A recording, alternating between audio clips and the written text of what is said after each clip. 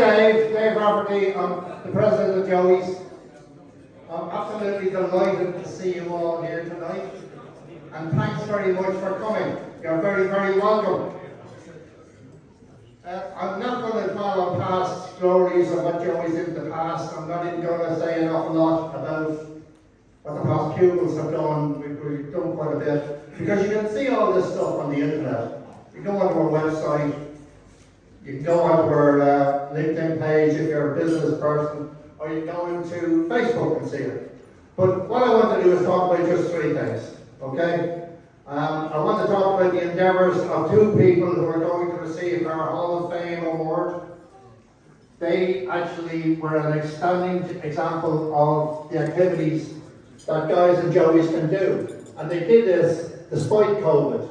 COVID was on, and for the past 2 years, these guys have been working away. The guys there, I was lucky, these guys were in my year in school back in 1966. I was in the school from 61 to 66. So these guys were there then. One of them is Paddy Walsh from 1968. So a big hand for Paddy.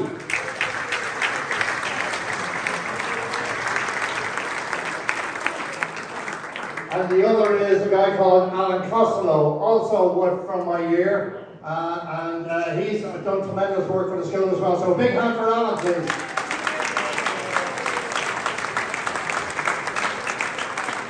These guys have been inducted, we're calling it inducted, we're gone posh now. They're not been awarded, they've been inducted. So, and they've been awarded, they've been inducted into the Hall of Fame for very good reasons. I mean, Paddy has put up a huge performance. He has raised money for scholarships with his year in 1968. He put together groups on social media, raised money for scholarships, and two kinds of scholarships. He's going to talk about them himself, so I won't steal his thunder. We also had Alan, who did a huge amount of work for us on building renovations. The primary school and the secondary have a lot of those buildings, and now, as a result of Alan's work, these buildings, which weren't very much used for the school, they're other than bicycle sheds and dumping grounds, have now been put back into productive use for the school. And it's absolutely fabulous to see these rooms being used. So, you know, well done, Alan.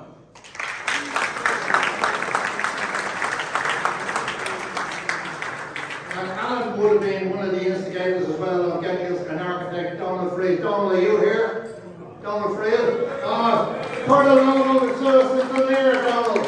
Good man. Donald came down and he is an architect. He had a look around the building, and Alan, myself, and Brendan McGrath, and you know, we got together and we made things happen down there. We got an architect. We raised the money for architects' fees, and initially we were going to get $250,000 for the 1880s building, which is some achievement. And we also, on foot of that, the primary school principal who couldn't get here, he's ill, and he raised another $250,000 to do up the heating and systems and so on in the primary school. And since then, Sean Stack has told me the total now they're looking for and are likely to receive from the department, I don't want to steal this thunder, but it's coming up now around $850,000. And we're talking about putting that 1850s building into good use again. So listen, this is all as a result of what you guys put in and give us money. We should want to keep that going. So look, well done, lads.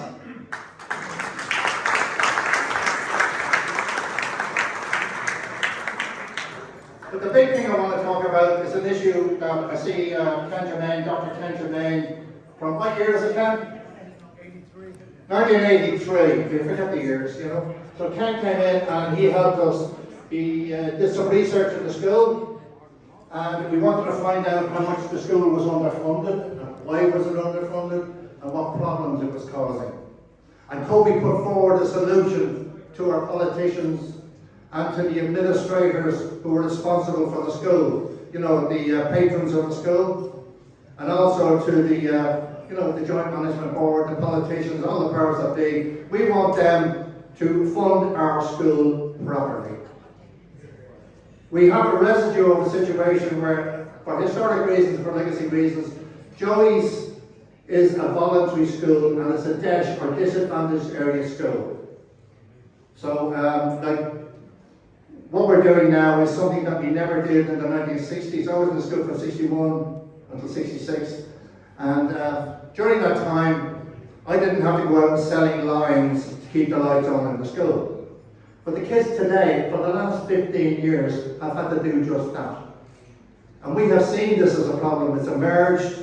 We're beginning to talk about it. It's only beginning to get talked about because, it's a touchy subject. We all want to say nice things. And we've heard some of the nice things. I don't want people to get the wrong impression. There's great things happening in the school. We just want to make sure that the school gets a fair hearing and the kids are on the same starting line as everybody else. That's all we want to do.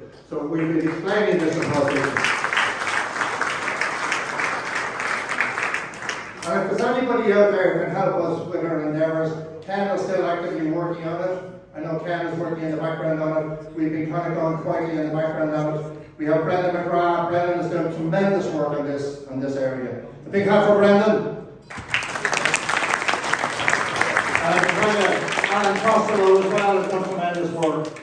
And the guy who's doing work in the background on the private funding, keeping the light of us going, has been Paddy Walsh. So he's our key man. We call him President of the Joey's Trust. I see him there with a big smile on his face. Come on, Paddy. Big hand for Paddy. I just want to say one more thing. And that Ken had brought this to our attention. He said there's no good going to politicians with a problem. If you're going to politicians or administrators or anybody, you've got to go with a solution. And that's what we've done.